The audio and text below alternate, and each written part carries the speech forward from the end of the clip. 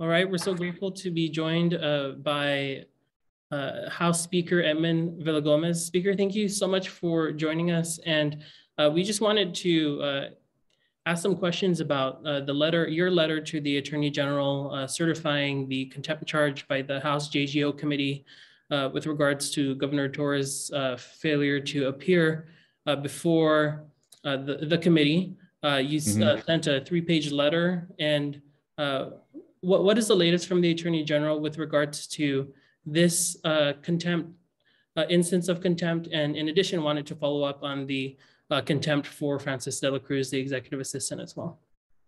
Okay, from what I know so far, I think with Ms. de la Cruz, they are still, looking into, the letter of contempt. I did meet with the committee last week. Was it Friday or Thursday? And I think the update is they did assign a assistant attorney general there to look into it, and that's, I guess it's maybe like building up a case. Maybe I think that's where they're at in terms of Ms. de la Cruz. And then with the regarding Governor Ralph Torres, I did finalize the letter yesterday afternoon, and just as far as I know, we delivered it before the end of the day as stated, and they received it, and that's as far as I know as to where they're at. And are you confident that the AG will move forward with the prosecution? I at least hope so. I mean, we have the statute that says that they shall. So it's really in the hands of the AG now and his office. With my time here in the legislature, I don't think that I can recall we've ever done anything like this, or I've witnessed something like this. So this is really new to me.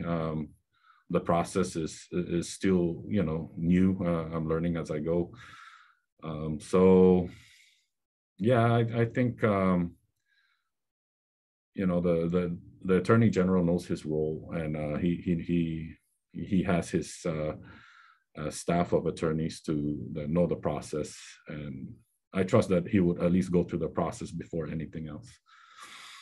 Yeah, you mentioned how this might be, one of the first instances where the Commonwealth is in this situation, in this circumstance. Based on your knowledge, do you know if governor has ever been held in contempt by a legislative committee before in our history? No, not that I know of. That's why, just like I said earlier, this is new, and even with me being in office since 2010, I've never witnessed or been a part of a committee where we held anybody in contempt, for that matter.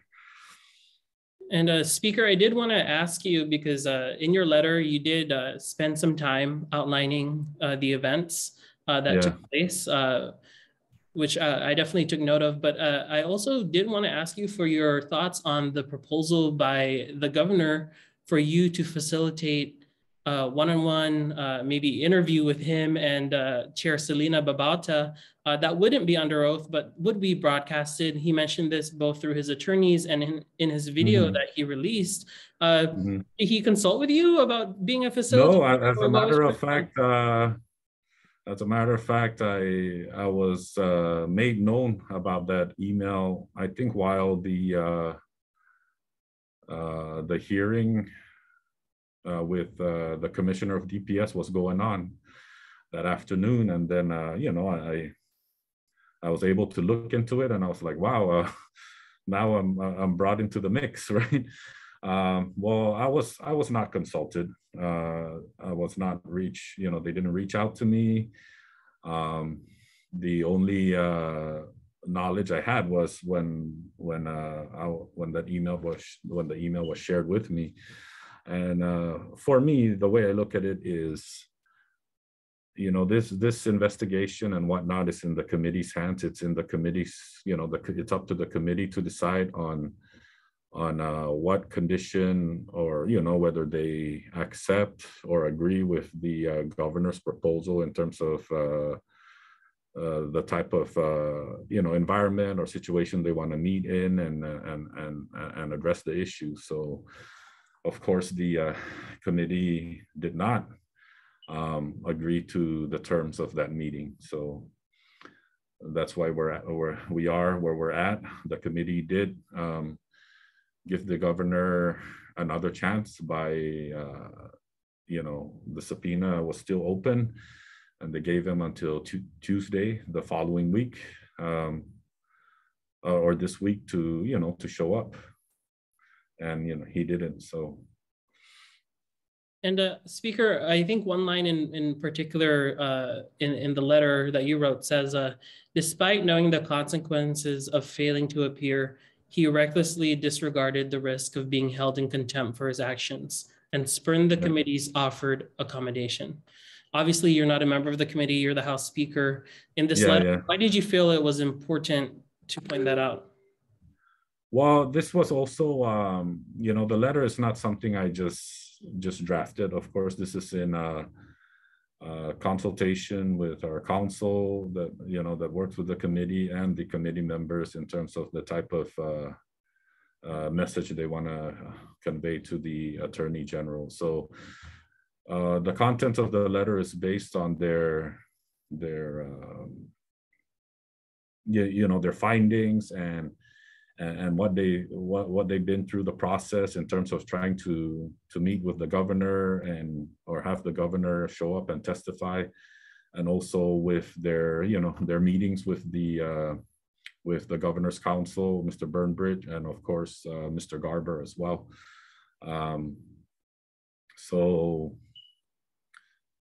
So yeah, that line there was basically, I guess, just to convey the committee's position on the governor not showing up and this voting on to hold him in contempt.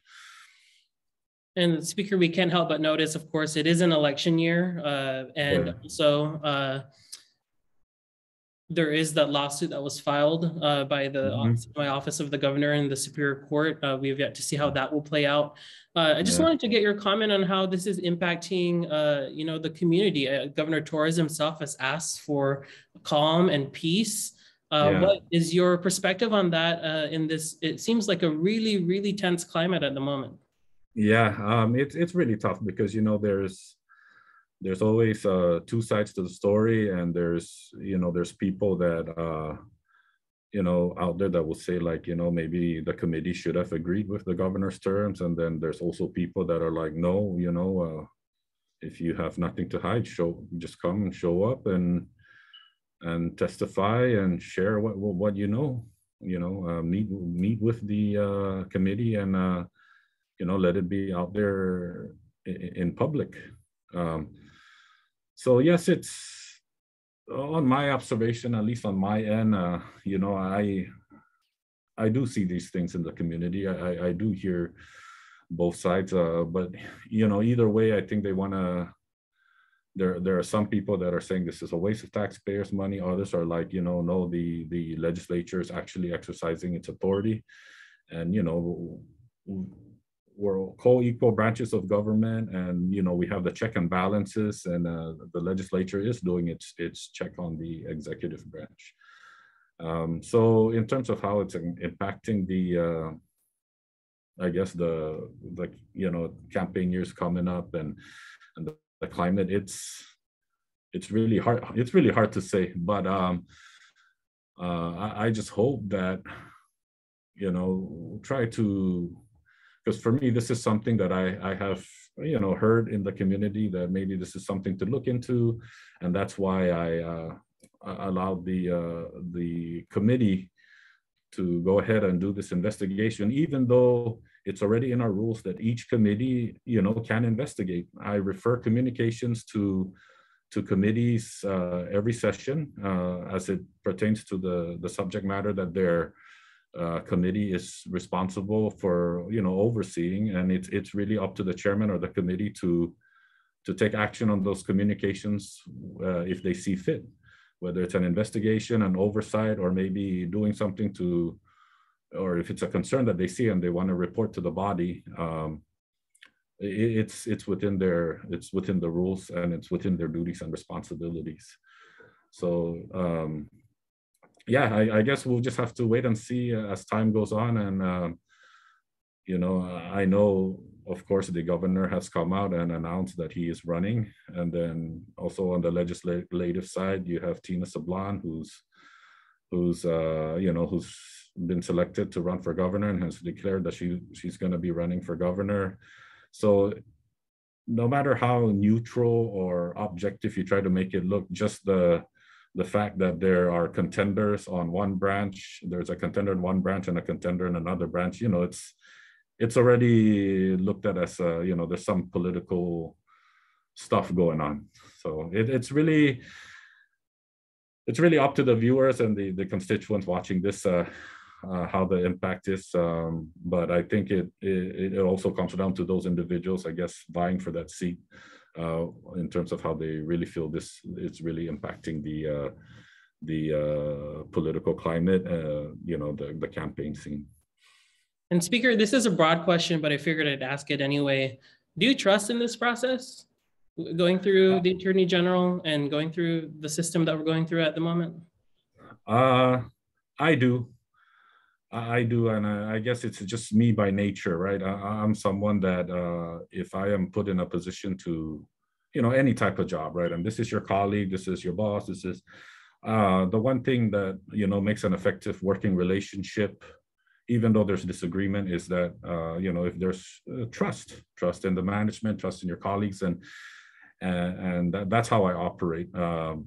So I trust that the committee is going through this investigation properly with proper guidance from our councils. And I also trust that, of course, on the governor's end, he's exercising what his councils are advising with him. And I trust that they're doing their due diligence also to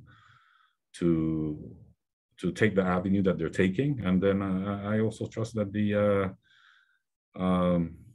Attorney General would do the same. I know sometimes the process can take a while, and then you tend to lose trust there. You start to speculate, but until you know all the details, really, there's it's going to be hard to place some kind of judgment. So for now, yes, I do trust the process. And like I said, this is, at least from my experience being in the legislature for as long as I've been, this is the first time this is happening, based on my experience, to hold anybody in contempt, and let alone the governor now. Speaker, that's all the questions I had. I just wanted to give you the opportunity to add anything that I might not have touched on, or if you have any message to the community. Sure. Actually, thank you for having me. It's always honor and a pleasure to be able to communicate to the community in any platform. So I thank you for that opportunity. And in terms of my message to the community is just, we are working. I know some people are saying that we're taking too much time, or at least the committee is taking too much time just focusing on the investigation alone, but the other committee members are moving bills. And we will be having a session on Monday at 10 o'clock, so please tune in for that. We apologize for the last meeting. There was some technical difficulties for those watching on cable TV that they weren't able to watch, but thank goodness for Facebook and YouTube. So yeah, I thank you for the opportunity to, let me communicate to the public in this platform.